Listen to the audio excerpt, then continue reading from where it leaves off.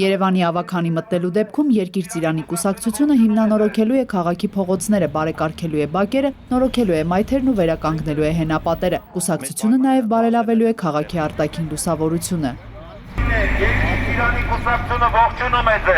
Կուսակցության անդամներն իրենց ծրագիրը Դավթաշեն համայնքի բնակիչներին էին ներկայացնում թռուցիկներ բաժանելով։ Երկիր Ծիրանին համարում է, որ Երևանի կարևորագույն խնդիրներից մեկը տրանսպորտն է։ Փոքր տրանսպորտն է, որը որ խանգարում է մեր քաղաքին, այսինքն եթե մենք կանենք մի հատ մեծ ավտոբուսը կարա փոխարինի, ասենք 5-6 հատ գազելի ու ոչ մի երկրում տենց բան չկա, սենց գազելներ չկա, այսինքն եթե սովետական միության են երկրները նայեք, այդ 15 երկրները մենակ մեր մոտ է, մեր քաղաքում է այս խայտարակ վիճակը այս գազելների։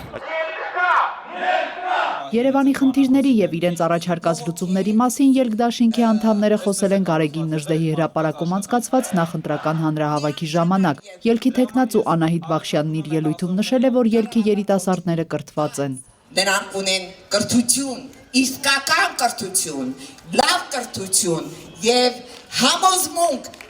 Իրենք տեսեք ինչքան երիտասարդներ ապրում են Հայաստանում, աշխատում են, ստեղծում են եւ այսօր զբաղվում են քաղաքականությամբ,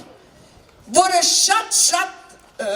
դժվար գործ է, բայց իրենք դա անում են, որտեղ այդ փոփոխությունը իրենք ուզում են, իրենք սիրում են իրենց երկիրը։ Մենք եկել ենք ավելի մրցակցային թիմով ու ձեզ ասում ենք, մենք Երևանը կարող ենք կառավարել ավելի լավ։